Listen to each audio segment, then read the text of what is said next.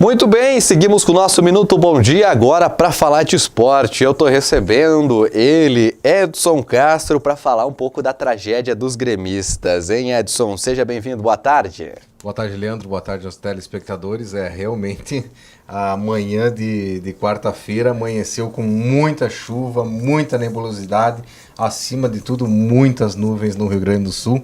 Já antecipando um pouco da tua previsão do tempo, que eu sei que vai vir daqui um pouco, mas realmente para os gremistas foi uma manhã um pouquinho mais escura, diríamos. Muito bem, antes de nós falarmos do Grêmio, vamos falar do Internacional, né? Está se preparando aí para enfrentar o Atlético Paranaense? Exatamente, o Inter tem aí a semana inteira de trabalho, muitas questões a resolver, tem o Edenilson fora, tem o Rodrigo Dourado também que não vai poder jogar no próximo final de semana, e o treinador, o Dair Helman, tentando montar aí uma estratégia e definir quem poderá substituir esses dois jogadores diante do Atlético Paranaense, um jogo super importante no próximo domingo, em que o Inter precisa vencer para ainda seguir sonhando lá pelo título do Brasileirão desse ano. O Inter que está encaminhando muito bem uma vaga para a Libertadores do próximo ano, já na primeira fase, que é aquela fase de grupos, né?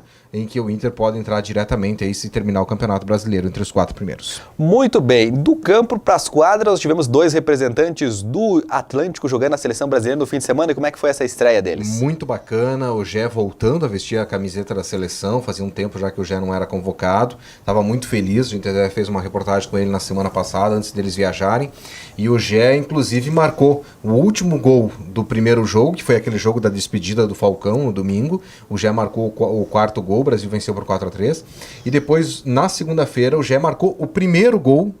O Brasil venceu por 6-1, os 2 amistosos com o Paraguai. Primeiro jogo lá em Jaraguá do Sul, foi a despedida do Falcão. Segunda partida na cidade de Tubarão, que foi aí o segundo amistoso entre Brasil e Paraguai, nessa sequência que o Marquinhos Xavier quis testar alguns jogadores. E o Alan fazendo seu primeiro jogo, muito bacana, fez gol também, fez gol no segundo amistoso. E eles falam um pouquinho aqui no jornal de hoje dessa participação nos amistosos da seleção brasileira. Tem destaque de outros esportes também? Exatamente, nós temos aqui 2 ciclistas de Erechim que percorreram uma competição no último final de semana, 1.200 quilômetros de bicicleta. Toparia ou não? Mas olha, tem que ter fôlego, hein? Tem que ter fôlego. E essa galera aqui está se preparando para fazer uma competição também de 1.200 quilômetros, só que na França, no ano que vem. Então a ideia deles, eles falam aqui na reportagem, inclusive, do trabalho que eles pretendem fazer até metade do ano de 2019, já que a competição na França vai ser lá no mês de agosto. Então, realmente aí o trabalho que os ciclistas vêm fazendo, ciclistas aqui de Erechim que competem aí Brasil afora. Também tem um destaque Erechim no livro dos grandes mestres das artes marciais, é isso? Exatamente. Quem gosta de Azanco, acho que é Azanco que fala, né? Uma situação bem importante envolvendo atletas aqui de Erechim, e a gente traz essa reportagem para vocês também na edição impressa do Jornal de hoje. Vamos para a contracapa do Bom Dia, porque a contracapa do Bom Dia é outro campeonato, projeto para o Ipiranga, e também tem uma matéria do Robson Pitbull, que está comemorando o retorno ao campo. O Ipiranga foi ontem, já viajou antecipado, aí, não era um planejamento, mas já viajou antecipado para aquele jogo do Cruzeiro, e antes do Edson falar sobre isso, eu mostro a reportagem especial da Caliandra Alves Dias, falando aí dessa viagem do Ipiranga, que começa a decidir as vagas das quartas de finais. Te liga! O Ipiranga começa a decidir na tarde desta quarta-feira uma vaga para as quartas de final da Copa Vianney Carlet. O Canarinho enfrenta o Cruzeiro a partir das 13h30 da tarde, no CT Hélio Dourado, em Eldorado do Sul. A delegação do Ipiranga viajou para Eldorado do Sul ainda na terça-feira. Com jogos importantes pelos matas, a partir de agora, a meta é ter o time mais descansado, evitando viagens no mesmo dia do jogo. Como a pontuação visando as fases seguintes do torneio seguem além da primeira fase, o Canarinho também tenta pontuar mais que o Pelotas ou Real, que fazem outra partida pelas oitavas, e que um irá encarar Ipiranga ou Cruzeiro nas quartas. Caso o Canarinho passe e o Pelotas não consiga vencer seus 2 jogos, ou seja, eliminado pelo Real, há uma chance da decisão da próxima fase ser em Erechim. Muito bem, Edson. Tá aí, o Ipiranga tem jogo hoje, né? Hoje.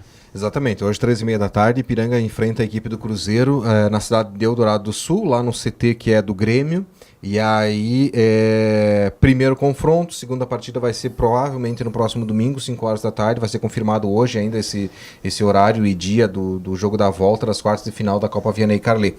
O Ipiranga que tem a volta aí do Simon, muito provavelmente sai jogando, o Márcio Nunes inclusive fala da experiência que o Simon pode agregar, além do fato da parte técnica aí na zaga. Tem a volta do Jackson também, atacante, que talvez, muito provável também comece jogando. E o Robson, a gente fez uma reportagem com ele aqui, porque ele está voltando de lesão, passou um tempo aí lesionado desde que ele voltou ao Colosso da Lagoa para ser reforço do Ipiranga na Copinha, e aí ele fala justamente sobre esse retorno aos gramados. O Robson, que muito provavelmente também na ausência do Jean Silva, que não vai poder jogar, pelo menos nessa quarta-feira não joga, talvez no domingo esteja à disposição, o Robson vai provavelmente ser o substituto no jogo de hoje à tarde. Muito bem, vamos voltar lá para dentro, Marcão, porque agora nós vamos falar de Grêmio. Olha, o que aconteceu? Um jogo de 180 minutos. Ele deixa as matérias melhor para o final. Um jogo de 180 minutos decidido em 45, ó. É Libertadores. Aliás, decidido em 4 minutos, né? 4 minutos. Em 4 minutos. Se a gente contar, obviamente, o tempo que ele levou para da marcação até a cobrança do pênalti, obviamente um pouco mais. Mas o Grêmio jogou, eu até comentava na redação hoje de manhã, o Grêmio jogou como o Palmeiras jogou contra o Boca Juniors lá na Argentina. Não jogou como um time que realmente queria a classificação. O Grêmio teve dificuldades no início do primeiro tempo, sofreu a pressão do River Plate, pouco fez para impedir essa reação e conseguiu buscar o seu gol. Aí acalmou um pouco as coisas. O Grêmio fez 1-0, acalmou um pouco o ímpeto do River Plate. Na segunda etapa, o Grêmio até começou melhor, começou bem, marcando, impedindo as principais jogadas aí do River Plate, mas na parte final do jogo, a partir aí dos 30 e poucos minutos, o River Plate foi de novo para cima do Grêmio.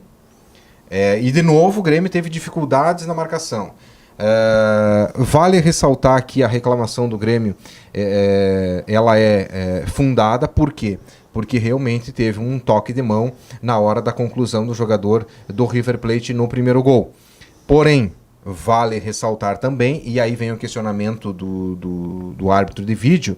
O árbitro de vídeo não deu esse lance no primeiro gol e deu o pênalti no segundo.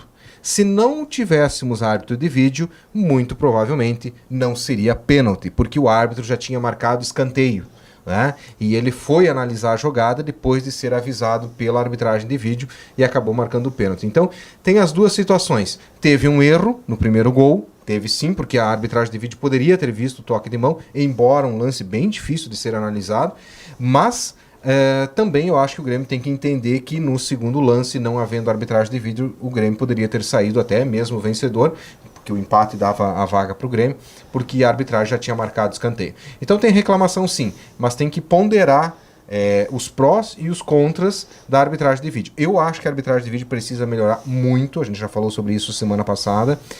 Corinthians sendo prejudicado, uma série de situações que a arbitragem de vídeo não tem conseguido resolver.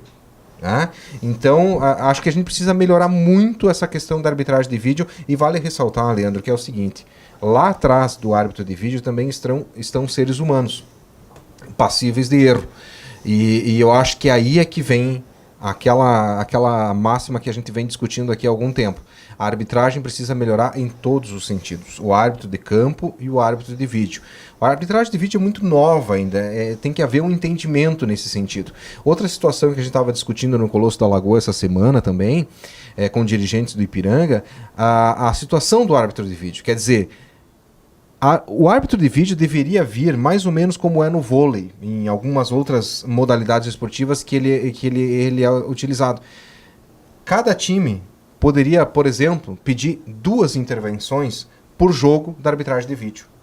Então não a arbitragem, mas as equipes pedirem essa intervenção. Porque aí você elimina qualquer problema. Quer dizer, vamos supor, Grêmio e River Plate. O Renato Portaluppi tem 2 situações que ele gostaria de reavaliar no primeiro tempo do jogo Grêmio e River Plate. Poderia chamar o árbitro de vídeo. Na segunda etapa, não tem mais. E aí não tem o que reclamar.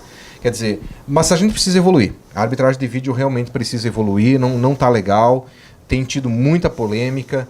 E fora esses 2 lances, eu acho que o árbitro ontem foi muito bem. foi muito bem, o jogo inteiro. E para os gremistas vale aí mais muita reclamação com o Bressan. Tinha muita gente que dizia que se o Bressan entrasse, o Grêmio perderia o jogo e realmente perdeu. E vale ressaltar o trabalho do Paulo Miranda.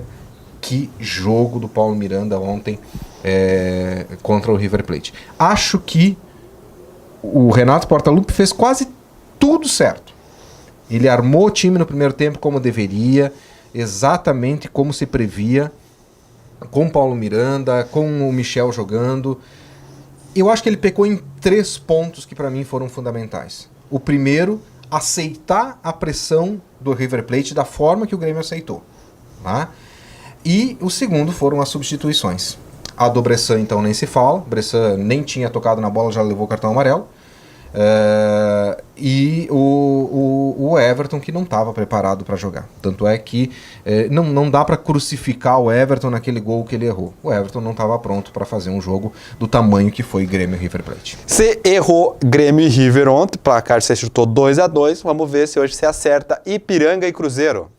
Ipiranga e Cruzeiro, olha, é um jogo complicado, mas eu acho que o Ipiranga consegue trazer um empate de lá, um 0-0, 1-1 por aí. E já vou dar um outro palpite aqui. Palmeiras e Boca. Palmeiras e Boca. Viu? Pra nossa É a sintonia Cariana. aqui, ó, a sintonia do... Eu acho que dá 3-2 pro Boca. A Amanda estará comemorando. Não. Muito bem, show de bola, Everton. Show de bola, Edson, tá anotado. Tá certo, um grande abraço a todos. Amanhã a gente volta aí para falar de Palmeiras e Ipiranga, enfim. E também da preparação do Atlântico, que amanhã viaja para Minas Gerais.